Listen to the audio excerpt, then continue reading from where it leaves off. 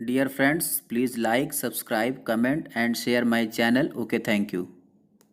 Hello बच्चों, मैं आशीष कुमार पांडे और आज एक नया टॉपिक आज बच्चों फिजिक्स का एक टॉपिक मैं लेकर आया हूँ 10th क्लास का। और टॉपिक को समझते हैं। लिखा हुआ है relation between focal length small F and radius of curvature capital R. यानी कि आज हमको पढ़ना है कि जो फोकल लेंथ होती है किसी मिरर की और जो रेडियस ऑफ कर्वेचर होता है उनके बीच में क्या रिलेशन होता है। चलिए इसको फिगर से समझते हैं। आप देख रहे हैं आपके सामने एक फिगर बना हुआ है। फिगर को मैं आइडेंटिफाई कर देता हूं। देखिए ये आपका एक मिरर है और ये आपका एक कॉनकेव मिरर है। क्या है आपका? ये कॉनकेव मिरर है। कॉनकेव मिरर के बारे में मैं आपको कुछ जानकारी दे देता हूं कि आप देख रहे हैं कि जो भी मिरर होता है वो एक हॉलो स्फीयर ग्लास का एक पार्ट होता है।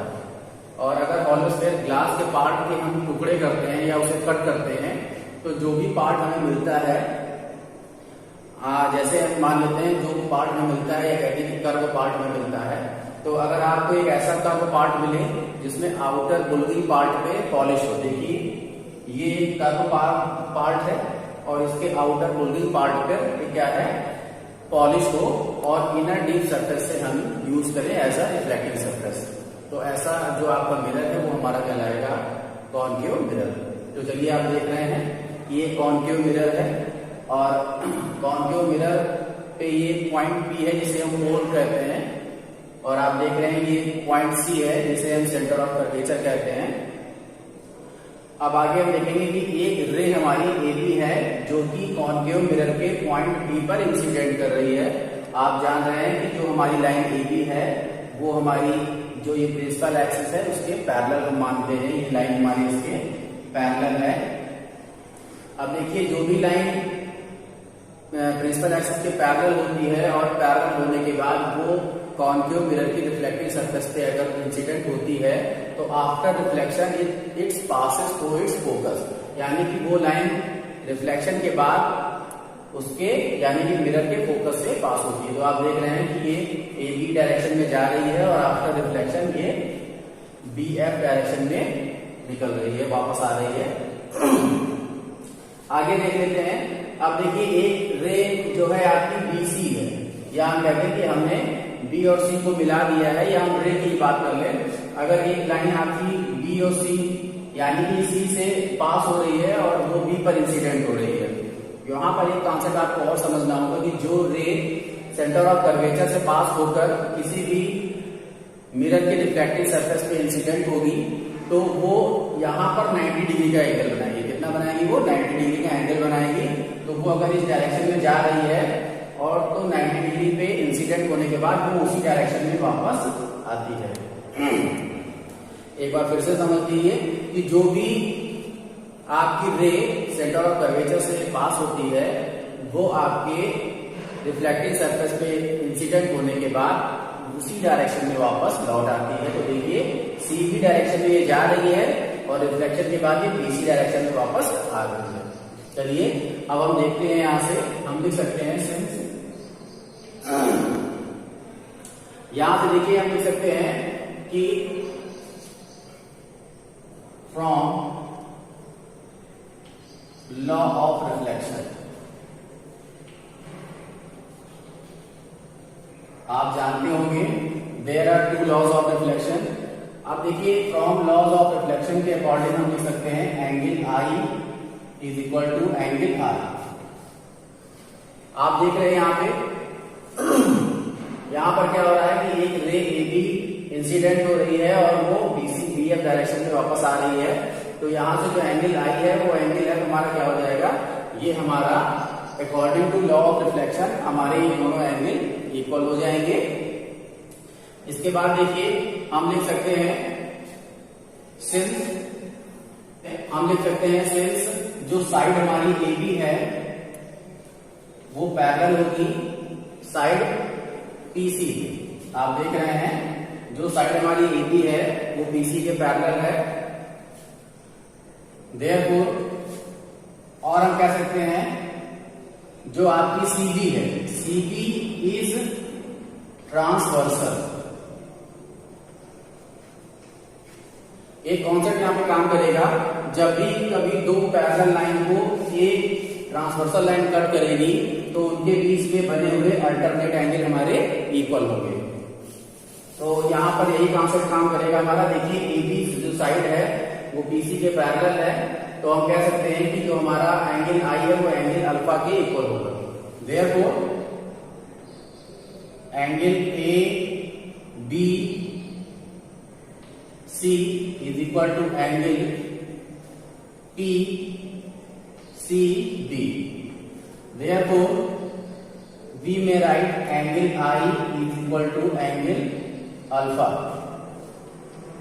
अब देखिए यहां से हमने क्या निकाला, यहां से हमने निकाला कि हमारा एंगल I एंगल अल्फा के इक्वल है। अब हम कंपेयर करेंगे from equation first and equation second.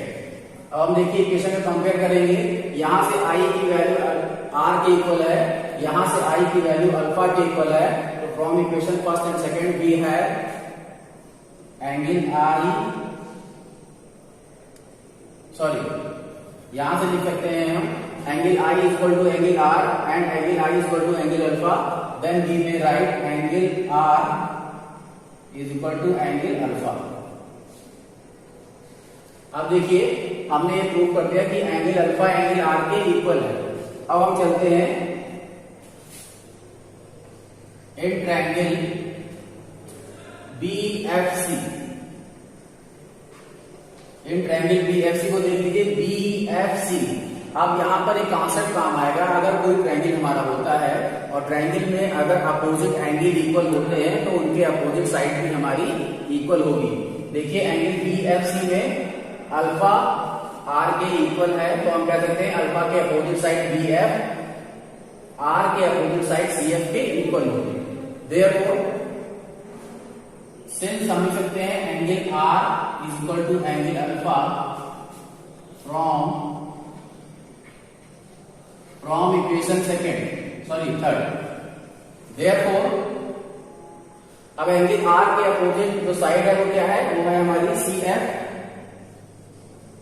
और एंगल अल्फा के जो अपोजिट साइड है वो क्या है, FB। क्या है, FB। यहां से ये हमारा कॉन्सेप्ट आ गया है। अब हमें एक चीज और यहाँ पे ध्यान रखनी है, हम मान लेते हैं कि जो ये हमारा मिरर है, ये जो हमारा मिरर है इसका अपर्चर काफी बहुत छोटा है। अब अपर्चर क्या होता है, अपर्चर समझ लीजिए जो ये साइज है हमारे मिरर का, इसे हम अपर्चर कहते हैं। हम मान लेते हैं कि ये जो अपर्चर का साइज है वो बहुत ही छोटा है या बहुत ही कम है। अगर देखिए इसको हम मिनिमाइज करते हैं तो क्या होगा, इसके ये और क्लोज होगा, जब ये और छोटा होगा तो इसके डायमेंशन और पास में आएंगे।